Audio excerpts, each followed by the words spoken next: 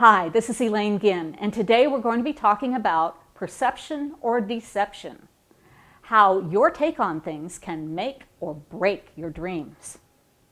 In the previous video, Pet Peeves and Perception, we laid the basic groundwork for this, and today I want to expand on that, give you some more examples, and give you some tips on how you can monitor your own perceptions and your own decisions, and see how those affect your life.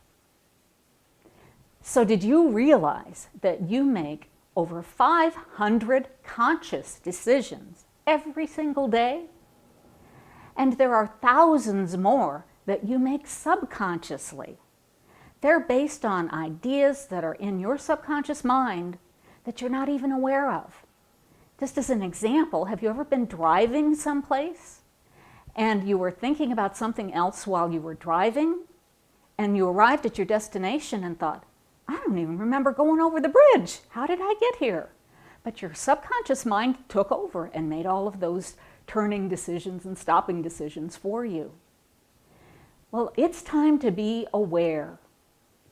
Most of us, all of us, let's face it, all of us are programmed when we are children by the things we're told and the experiences that we have, the observations that we make, and all of those ideas are immediately registered in our subconscious mind because we were too young at the time to make the decision not to let that be admitted to your subconscious mind.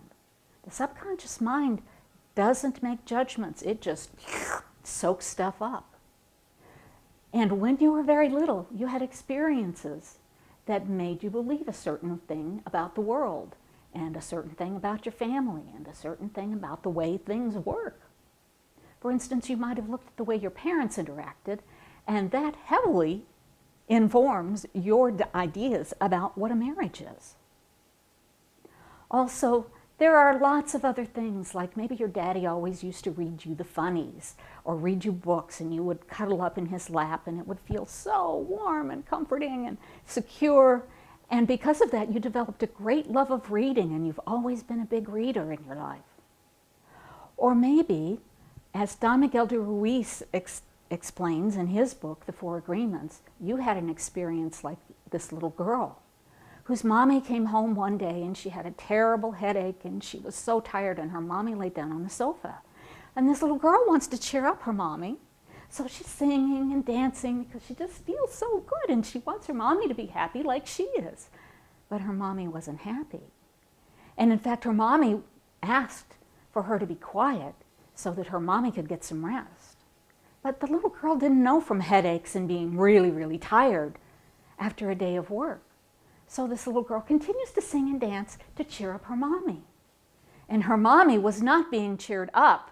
And after she had had enough of it, she said, "Would you just shut up? You have a terrible voice." And this poor little girl, she was so crushed by that. And she just absorbed what her mom had told her because she knew that her mommy always told her the truth, and that what came in from her mom was automatically accepted. And so this little child hardly spoke from that point on until she got to college, because she thought she had a horrible voice and she didn't want other people to know that. And so she only spoke very quietly, or she didn't speak. And for all of those years, she did not express her feelings or her ideas. And she didn't interact with other people because she had lodged into her subconscious mind that she had a horrible voice. And I doubt that she did. And I don't think her mother had any clue what she was doing. She was so distracted by her headache and her fatigue. But those things happen, and we make decisions based on those things and ideas that have just been crammed into our subconscious minds all of our years. So we need to be aware. That's what it's all about, becoming more and more and more aware, and raise our level of consciousness as we go through life so that we can make smarter perceptions and smarter decisions. And that's what it's all about. Now, it's well known that in an automobile accident, if there are witnesses standing around, they will be interviewed, and often they give disparate accounts of what happened. One might say, well, it was a blue minivan, and someone else could say, no, that was a white sedan. And someone might say, that guy ran the stop sign. And another person might say, he didn't run the stop sign. So each of us makes observations based on what's going on inside us and not necessarily what factually happened out in the world. So even when we agree on things, you know, if everybody said, yes, it's a blue van and the guy didn't stop at the stop sign, then we've got lots of interpretations that we could make about the real so-called facts.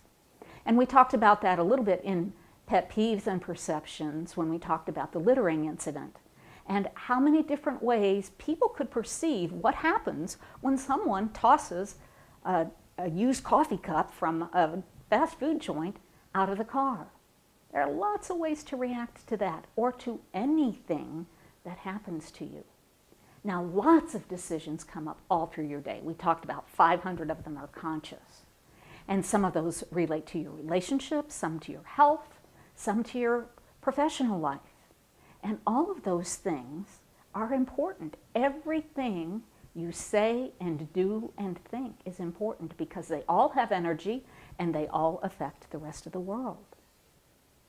Now, in your business life, you might have some decisions or some incidents, let's say, that happen during the day.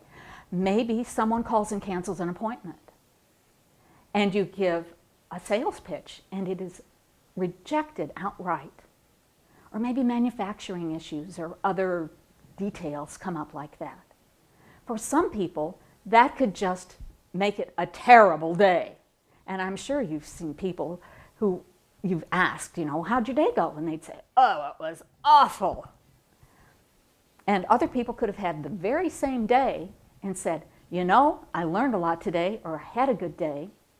If someone cancels an appointment, some person could get their feelings hurt because this person didn't think that they were important enough to keep their appointment. And someone else says, oh, wow, now I have an extra hour and a half that I can work on that project I've been wanting to get done. And if someone rejects your sales pitch, some people are going to get their feelings so hurt. And somebody else says, now I know what doesn't work, and the next time I go out there, I'm going to be stronger and better.